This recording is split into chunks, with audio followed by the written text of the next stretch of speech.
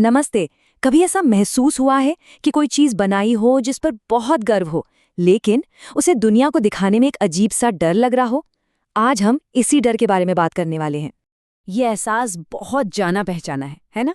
चाहे कोई जैक्सन पॉलेक या एडेल जैसा बड़ा कलाकार हो जो अपनी कला से दिल खोल कर रख दे, या फिर कोई जो एक नया बिजनेस आइडिया लॉन्च कर रहा हो, ये हमेशा ही एक जोखिम भरा काम लगता है।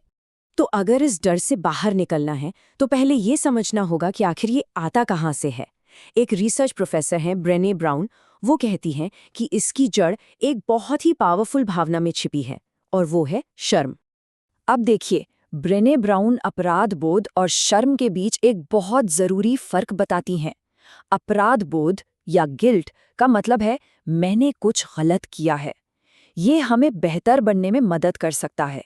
लेकिन शर्म या शेम कहती है मुझ में ही कुछ गड़बड़ है, और ये एक बहुत गहरा पर्सनल डर है कि हम में कोई कमी है और हम शायद किसी से जुड़ने के लायक ही नहीं हैं।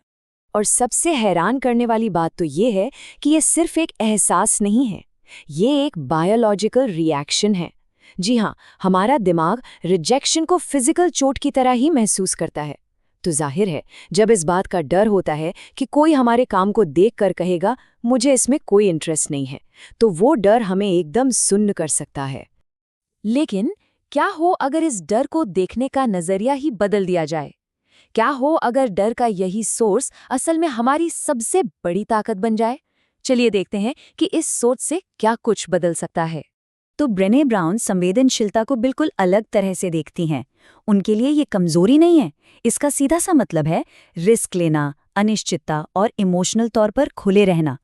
और सोचिए जरा, कुछ भी नया बनाने और उसे दुनिया के सामने रखने का मतलब भी तो यही है ना, है ना? तो असल बात यह है कि जिस फीलिंग से हम भागने की कोशिश करते हैं, वही किसी भी मीनिंगफुल चीज को बनाने की पहली शर्त है।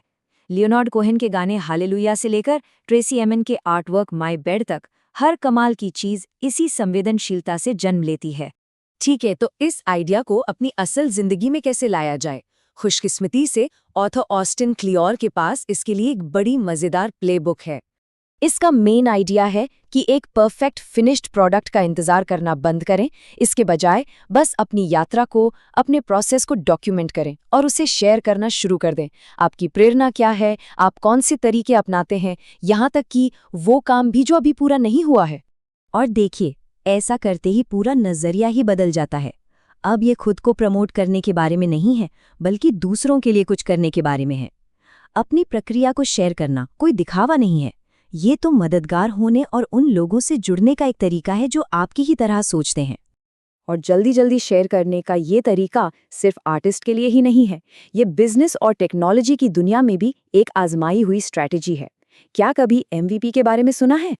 MVP यानी मिनिमम वायबल प्रोडक्ट का सीधा सा मतलब है कि किसी प्रोडक्ट को कम से कम मेहनत और फीचर्स के साथ जल्दी से लॉन्च कर दिया जाए। क्यों? ताकि असली यूजर से फीडबैक मिल सके और ये पता चले कि आगे क्या करना है। आप इसे एक तरह की स्ट्रेटेजिक वल्नरेबिलिटी या रणनीतिक संवेदनशीलता भी कह सकते हैं। और ये तो कमाल के उदाहरण हैं। आज की कुछ सबसे बड़ी कंपनियां ऐसे ही तो शुरू हुई। एक बहुत छोटा, एक तरह से अधूरा सा पहला कदम दुनिया के सामने रखकर, उससे सीखकर और फिर धीरे धीरे आगे बढ़कर। तो इन सब बातों का मतलब क्या है? ये सारे आइडियाज एक साथ मिलकर हमें क्या सिखाते हैं? ये असल में एक 3 हिस्सों का सफर है। सबसे पहले अपनी सोच बदलना, संवेदनशीलता को कमजोरी नहीं हिम्मत मानना। फिर एक आदत डालना, रोज अपनी प्रक्रिया का कुछ हिस्सा शेयर करना। और आखिर में एक स्ट्रैटेजी अपनाना, जल्दी लॉन्च करना, भले ही वो परफेक्ट ना हो, ताकि हम सीख सकें और आगे बढ़ सकें। यही रास्ता है जो डर से निकालकर कनेक्शन और इनोवेशन की तरफ ले जाता है। तो देखिए, ये किसी बड़े खुलासे या लॉन्च के बारे में नहीं है, ये बस एक छोटा सा हिम्मत भरा कदम उठाने के बारे में है। तो बस एक सवाल है सोचने के लिए, आज अपनी प्रक्रिया का वो कौन सा एक छोटा सा हिस्सा है जिसे शेयर किया जा सकता है? शायद कोई प्रेरणा, कोई अधूरा स्केच या कोई ऐसी बात जो आज सीखी हो, बस एक छोटी सी चीज।